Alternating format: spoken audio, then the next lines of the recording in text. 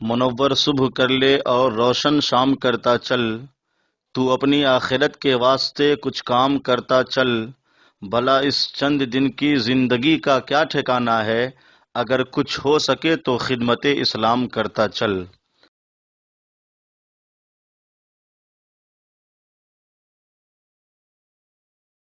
سورہ فاتحہ یہ مکی سورت ہے،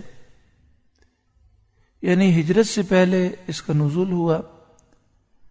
قرآن پاک کی ترتیب کے اعتبار سے اس کا نمبر 1 ہے، اور قرآن پاک کے نازل ہونے کے اعتبار سے اس کا نمبر 5 ہے۔ اس میں 7 آیتیں ہیں اور 1 رکوع ہے۔ اس سورہ مبارکہ کے کئی نام ہیں۔ مفسرین نے 20 بلکہ بعض مفسرین نے اس سے زائد نام احادیث طیبہ کی روشنی میں لکھے ہیں، مثلا فاتحہ، فاتحۃ الکتاب، ام القرآن، سورۃ الکنز، کافیہ، وافیہ، شافیہ، شفا، 7 مثانی، نور وغیرہ۔ ناموں کی کثرت اس کے شرف اور اس کی رفعت اور بلندی پر دلالت کرتی ہے، یعنی اتنے سارے جو نام بیان کیے گئے، اس سے یہ واضح ظاہر ہوتا ہے کہ سورہ فاتحہ کو بڑی اہمیت حاصل ہے، اس کی فضائل بہت زیادہ ہیں۔ اس سورہ مبارکہ میں 140 حروف ہیں۔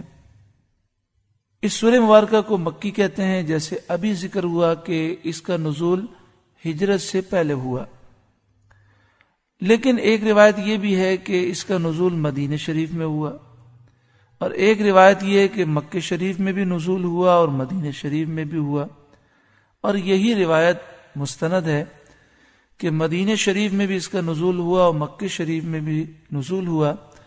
2 مرتبہ اس کا نزول اس کے شرف کو اور اس کی فضیلت کو ظاہر کرنے کے لیے ہے۔ اس سورہ مبارکہ کا ایک نام ہے سورۃ الشفا، شفا والی سورت،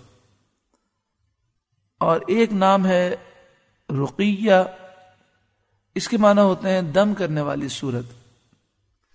قال رسول اللہ صلی اللہ علیہ وسلم فی فاتحۃ الکتاب شفاء من کل داء، پیارے آقا صلی اللہ علیہ وآلہ وسلم نے ارشاد فرمایا، سورہ فاتحہ میں ہر بیماری کی شفا ہے۔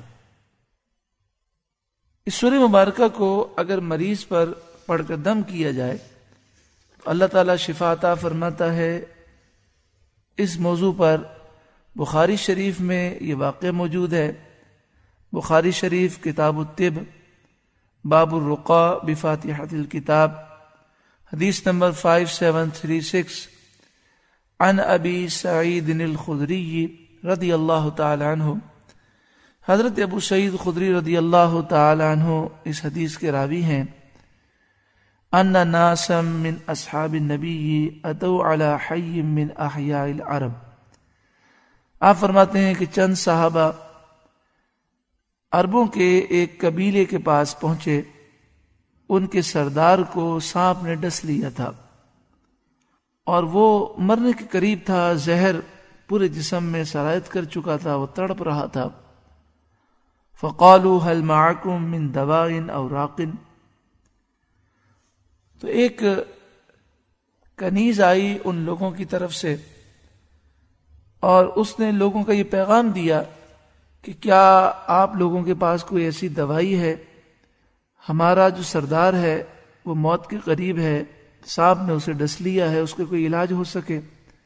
او راقن، وہ کہنے لگے یا کوئی ایسا شخص ہو آپ میں جو ایسا دم کر سکے جس کی وجہ سے اسے شفا مل سکے۔ تو ایک صحابی اٹھے اور انہوں نے کہا کہ میں دم کرنا جانتا ہوں۔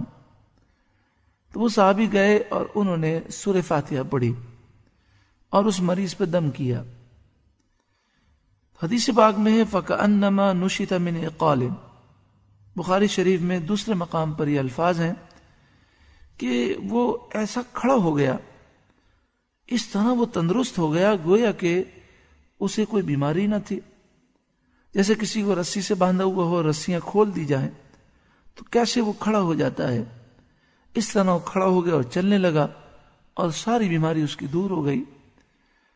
تو پھر صحابہ کرام علیہم رضوان جب نبی کریم صلی اللہ علیہ وآلہ وسلم کی خدمت میں حاضر ہوئے اور اس بات کا ذکر کیا کہ سورہ فاتحہ جب ہم نے پڑھی تو اللہ تعالیٰ نے شفا عطا فرمائی، تو آپ نے ان کی تائید فرمائی۔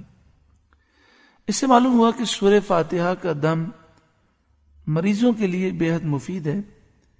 ایک دفعہ ہی پڑھ سکتے ہیں، لیکن افضل یہ ہے کہ 7 مرتبہ سورہ فاتحہ پڑھ کر دم کریں، یقین ہوگا انشاءاللہ تعالی اللہ تعالی ضرور شفا عطا فرمائے گا۔